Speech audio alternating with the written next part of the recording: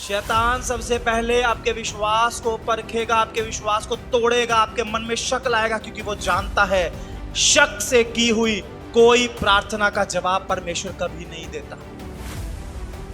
Bible में लिखा है विश्वास करने वाले के लिए सब कुछ, हालेलुया। प्रार्थना में जो कुछ तुम विश्वास से मांगोगे सब तुम्हें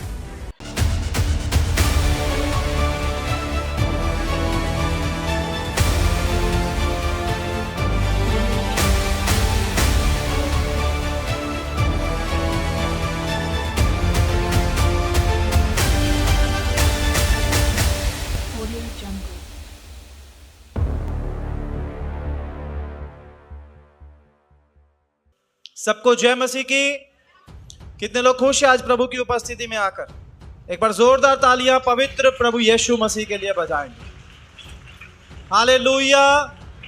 परमेश्वर का धन्यवाद हो। प्रभु हम सबसे बहुत बहुत बहुत ज्यादा प्यार करते हैं और परमेश्वर ने हमें अपनी संतान होने का अधिकार दिया है। हालेलुया। हम जब मसीह में हो, हम जब चर्च में हो, हम जब घर में हो, हम जब नौकरी पे हो, हम दुनिया की किसी भी जगह पर हो, हमें यह याद रखना है हम मसीह में क्या हैं। हम उसकी संतान हैं, हम उसके बेटे और बेटियां हैं और हम सब के लिए उसने अपने इकलौते पुत्र को दे दिया है। बोलो हालेलुया। हम सबसे परमेश्वर बेइंतहा प्यार करता है और उस प्यार के कारण ही उसने अपने इकलौते बेटे को दे दिया, ताकि जो कोई उस पर विश्वास करे वो नाश ना हो परंतु अनंत जीवन पाए। हालेलुया। हम सब मसीह में आए, हम सब ने अनंत जीवन का वारिस होने का अधिकार ले लिया। अब हमने मसीह जीवन को जीना शुरू किया और शैतान हमारे खिलाफ हो गया। अब रोज शैतान सोचता है मैं कैसे परमेश्वर के इस बेटे को गिरा दूं, कैसे इसको नाश कर दूं, कैसे इसको परेशान कर दूं, कैसे इसके विश्वास को कमजोर कर दूं, कैसे इसे मसीह से दूर कर दूं, कैसे इसे चर्च जाने से रोक दूं, कैसे इसे प्रार्थनाएं करने से दूर कर दूं। शैतान रोज दिन रात हमारे खिलाफ योजनाएं बनाता है और हमारे खिलाफ काम करता है, लेकिन परमेश्वर का धन्यवाद हो हम उसके नाम से सुरक्षित और आशीषित रहते हैं। आमीन। हालेलुया। लेकिन ये मत सोचो कि आपके जीवन में शैतान परीक्षाएं लाना बंद कर देगा।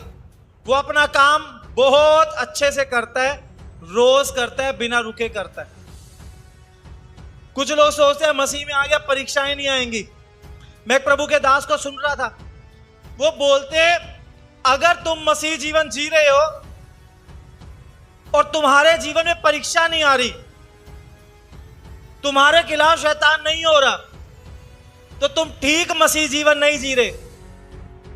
क्योंकि जब तुम शैतान के हिसाब से जियोगे, पाप में जियोगे, खुदा के वचन के खिलाफ जियोगे, रहोगे मसीह में पर ऐसे जियोगे, तो शैतान तुम्हारा विरोध नहीं करेगा। वो अपने दूतों को बोले इसको छेड़ने की जरूरत नहीं, बिल्कुल सही चल रहा है, अपने हिसाब से चल रहा है, इसको कुछ नहीं कहना।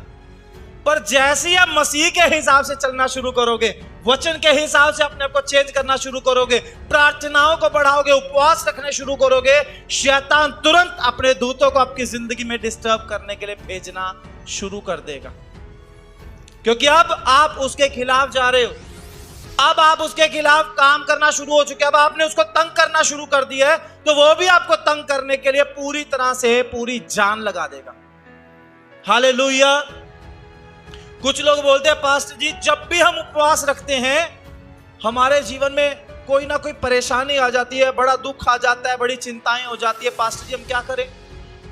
पास्टर जी जब हम रेगुलर चर्च में आते हैं, जब हम ज्यादा प्रार्थनाएं बढ़ाते हैं, बड़ी परीक्षाएं आती है। बिल्कुल आएंगी। बाइबल में जब प्रभु यीशु मसीह ने उपवास रखे 40 दिन, मत्ती की किताब में पढ़ोगे तो 40वें दिन के बात हो रही है, पर अगर आप मरकुस की किताब, लूका की किताब को पढ़ोगे तो आपको पता चलेगा वहां लिखा है 40 दिन तक शैतान यीशु मसीह की परीक्षा करता रहा। हर रोज जंगल के अंदर, हर रोज वो उपवास में बैठा है, वो भूखा बैठा है और हर रोज शैतान यीशु मसीह की परीक्षा कर रहा है। क्यों? अब यीशु मसीह इस 40 दिन के बाद निकलने वाला है और शैतान का खुल्लम खुल्ला तमाशा बनाने वाला है। शैतान इस बात को जानता है। शैतान को पता है जब ये यहां से निकलेगा ये बड़े बड़े बीमारों को चंगा करने वाला है, ये दुष्ट आत्माओं को निकालने वाला है, ये लोगों को बचाने वाला है, ये परमेश्वर के राज्य का प्रचार करने वाला है। इसलिए उसको रोकना पड़ेगा। और 40 दिन 40 रात शैतान यीशु मसीह की उस जंगल में परीक्षा करता रहा। उस परीक्षा को यीशु मसीह ने कैसे निकाला है हम आज उसे सीखेंगे, ताकि हम जब परीक्षा को देखें, जब शैतान हमारे खिलाफ खड़ा हो जाए और हमारे खिलाफ योजनाएं बनाए, तब हमें भी उससे बाहर आना है। आमीन। अपनी बाइबल खोलें, मत्ती रचित सुसमाचार अध्याय 4 निकाले। मैं धीरे धीरे आपके लिए पढ़ूंगा और आज इस बात को बहुत गहराई से सीखना है आपको।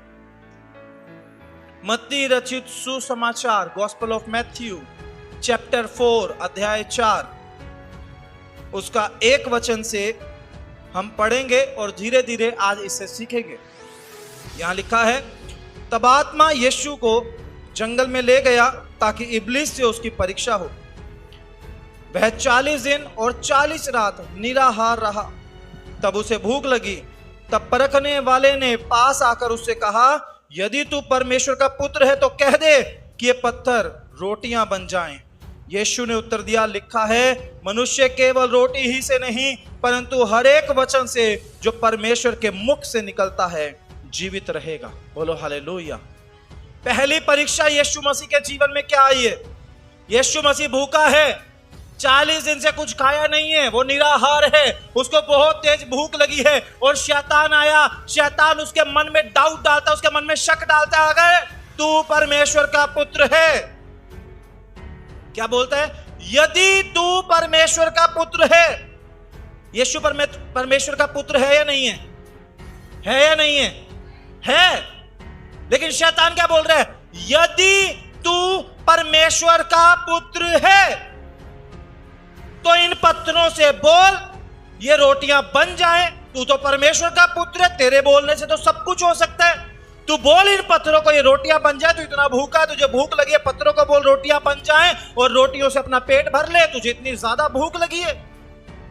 सबसे पहला काम शैतान डाउट लेकर आया। यदि तू परमेश्वर का पुत्र है, शैतान जानता है यीशु परमेश्वर का पुत्र है। यीशु जानता है मैं परमेश्वर का पुत्र हूं, क्योंकि इस परीक्षा के ठीक पहले जब यीशु मसीह बपतिस्मा लेकर पानी से ऊपर आए तो बाइबल बोलती है, आकाशवाणी हुई, ये मेरा प्रिय पुत्र है और मैं इससे प्रसन्न हूं। Hallelujah, hallelujah. वो परमेश्वर का पुत्र है, लेकिन शैतान बोलता है अगर तू है तो प्रूव कर, सिद्ध कर, साबित कर तू परमेश्वर का बेटा है। ऐसे ही शैतान आपके जीवन में शक लेके आता है। अगर तू सच में मसीह में है, अगर तू सच में परमेश्वर का बेटा है, अगर तू सच में परमेश्वर की बेटी है, तो तेरे बोलने से तो चमत्कार होना चाहिए। तू बोल अपने बच्चे के लिए वो चंगा हो, तू बोल अपने लिए नौकरी मिले, तू बोल अपने लिए तुझे आशीष मिले। और अगर तुझे आशीष नहीं मिलती तो तुझे परमेश्वर ने ग्रहण नहीं किया, तू परमेश्वर का बेटा नहीं, तू आज भी पापी है, तू आज भी गुनाहगार है, तेरी प्रार्थनाएं परमेश्वर नहीं सुनता। शैतान सबसे पहले आपके विश्वास को परखेगा, आपके विश्वास को तोड़ेगा, आपके मन में शक लाएगा, क्योंकि वो जानता है शक से की हुई कोई प्रार्थना का जवाब परमेश्वर कभी नहीं देता। बाइबल में लिखा है, विश्वास करने वाले के लिए सब कुछ, हालेलुया। प्रार्थना में जो कुछ तुम विश्वास से मांगोगे सब तुम्हें, बोलो हालेलुया। विश्वास से प्रार्थना, विश्वास से मांगना सब हो जाएगा, लेकिन शक के साथ कुछ होने वाला नहीं। इसीलिए शैतान आपके मन में शक डालता है, आपके मन में डाउट आ जाएगा। अरे पता नहीं परमेश्वर मेरी प्रार्थना सुन रहे कि नहीं, पता नहीं परमेश्वर मुझे देख रहे कि नहीं, पता नहीं परमेश्वर मेरे उपवास को ग्रहण कर रहे कि नहीं, पता नहीं परमेश्वर मुझसे प्यार करते हैं कि नहीं, पता नहीं मैं परमेश्वर का बेटा या बेटी अभी तक बना हूं कि नहीं। शक मन में लेकर आएगा। यीशु के मन में शक पैदा कर रहा है, अगर तू परमेश्वर का पुत्र है तो बोल इन पत्थरों को ये रोटियां बन जाएं। पर यीशु मसीह ने जवाब दिया, लिखा है। क्या जवाब दिया यीशु मसीह ने? कहां लिखा है? कहां लिखा है? बाइबल में लिखा है, वचन में लिखा है, परमेश्वर का वचन बोलता है मनुष्य केवल रोटी से नहीं परंतु परमेश्वर के मुख से निकले हुए हर एक वचन से जीवित रहेगा। इन पत्थरों को रोटियों की जरूरत नहीं है बनने की, मेरे पास मेरे खुदा का वचन है और मैं जिंदा रहूंगा। बोलो हालेलुया, हालेलुया, हालेलुया। शैतान आपके मन में डाउट डालेगा, अगर सच में तू परमेश्वर का पुत्र है तो परमेश्वर का बोल चमत्कार करे, परमेश्वर का बोल तेरे बच्चे को चंगा करे, परमेश्वर का बोल तुझे चंगा करे, परमेश्वर का बोल तुझे कर्ज से निकाले, परमेश्वर का बोल तेरे हालात बदले। और अगर हालात नहीं बदलते तू परमेश्वर का बेटा नहीं है, परमेश्वर तुझसे प्यार नहीं करता, परमेश्वर तेरी नहीं सुनता। शक शैतान पैदा करेगा। परीक्षा में सबसे पहले आपका विश्वास खत्म होता है। अगर आपको शैतान हराना चाहता है, अगर शैतान आपको नाश करना चाहता है तो उसका सबसे बड़ा हथियार शक है, क्योंकि जब तक आप विश्वास में रहोगे आप कभी उससे हार नहीं सकते। जिस दिन आपके मन में शक पैदा हो गया उसी दिन आप उस शक में डूब जाओगे। परीक्षा में यीशु ने वचन से जवाब दिया। किससे जवाब दिया? वचन से जवाब दिया। लिखा है। आप परमेश्वर के वचन से ही शैतान का सामना कर सकते हो, इमोशनल होकर नहीं। आप परमेश्वर के सामने इमोशनल होकर प्रार्थनाएं कर सकते हो, लेकिन जब आपको शैतान का सामना करना है आपको परमेश्वर के वचन से सामना करना पड़ेगा। एक रियल गवाही बताता हूं आपको, छोटी सी। एक बहन हमारे पास आई बैचलर ऑफ थियोलॉजी की ट्रेनिंग लेने के लिए, बीटीएच का कोर्स करने के लिए। वो ट्रेनिंग ली, उसने ट्रेनिंग लेके वो वापस जा रही है। चंडीगढ़ से अमृतसर ट्रेन में बैठी हुई है। ट्रेन में क्या हुआ, उसको एक परिवार मिला सामने वाली सीट पर। उसने प्रभु यीशु मसीह के बारे में बताना शुरू किया। उस परिवार ने अपने दुखों को इस बहन के साथ बांटा और बताया हमारे घर में बड़ी परेशानी चल रही है, बहुत ज्यादा दिक्कतें चल रही हैं। उस बहन ने बोला चलो मैं प्रार्थना करती हूँ आपके परिवार के लिए। इस बहन ने प्रार्थना करना शुरू किया।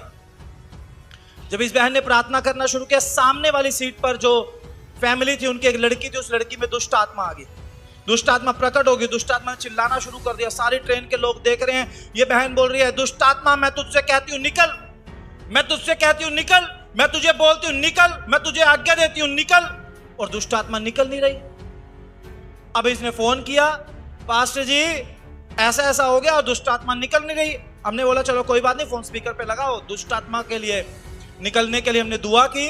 दुष्ट आत्मा छोड़ के चली गई, लेकिन इस बहन को दुष्ट आत्मा ने पकड़ लिया। उसमें से निकली, घर पहुंची, इसको पकड़ लिया।